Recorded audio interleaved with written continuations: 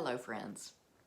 You're probably aware of Dr. Elizabeth Kubler-Ross's work with grief and her 5 stages: denial, anger, bargaining, depression, and acceptance. She described these 5 stages in relation to persons who have been diagnosed with a terminal illness. Since then, we've extended them to describe family and friends of the affected one, as well as to describe some of life's most difficult moments, such as a job loss or a divorce. Hello, I'm Dr. Renee Harmon. I'm the author of Surfing the Waves of Alzheimer's. It's a teaching memoir about my husband Harvey and his time with younger onset Alzheimer's disease, how it affected him, me, and our family. I call it a teaching memoir because each chapter is titled A Caregiving Principle and then illustrated with story and ending with a discussion. And today we're talking about the 15th chapter of my book, Acknowledge Your Ambiguous Grief. So Dr. Kubler-Ross did not mean to intend that these 5 stages of grief were gone through in a logical progression, one right after the time. I wish that it were so. I wish that we knew that it took a set amount of time to go through each stage and end up with acceptance.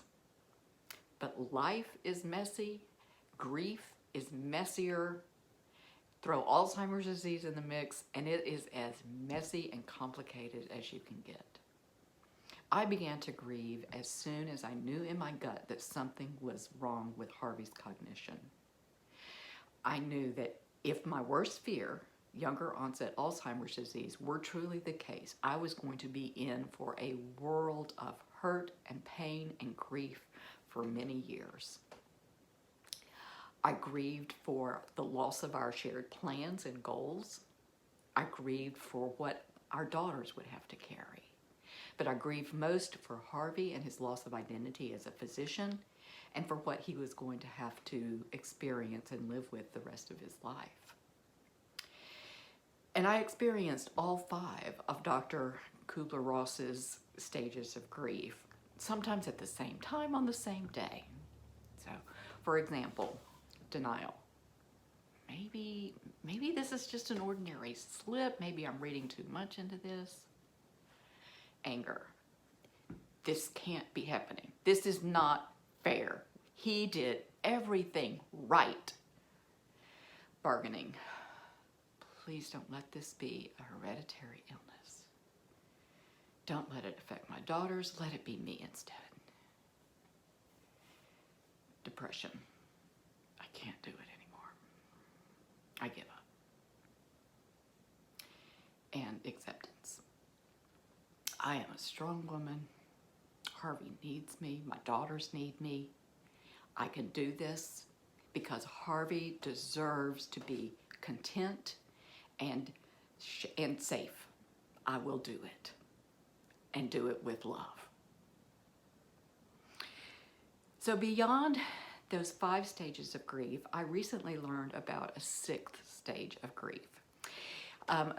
An author, David Kessler, who actually worked very closely with Dr. Kubler-Ross, in fact, co-authoring 2 books with her, wrote a book in 2019 entitled Finding Meaning, and that is his 6th stage of grief. I've provided a link in the description on this video to his amazing website, full a treasure trove of information and support. So finding meaning is just exactly what it sounds. Beyond acceptance, it's when you can remember your loved one with more love than sadness. When you begin to honor the life that they have. And it doesn't need to be some grand gesture, because everyone is going to experience meaning in their own unique fashion.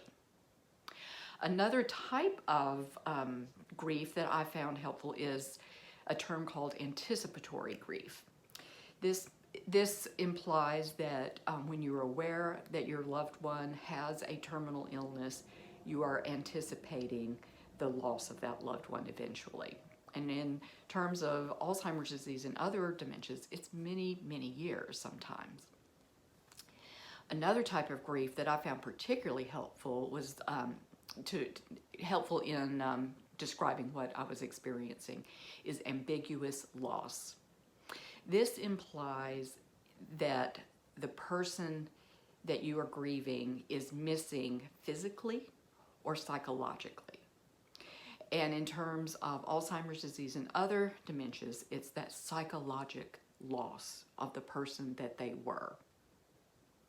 They're still there.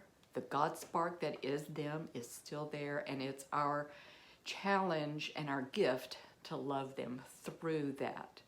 But we do experience loss of who they were.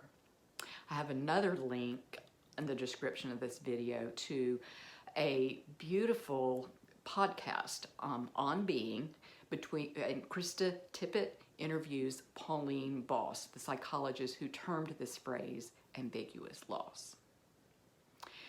So I wish you all the best. Honor your loved one, honor yourself, honor your grief, acknowledge your grief, and you will come out of it on the other side, hopefully with meaning. Thank you. Be well and keep your balance.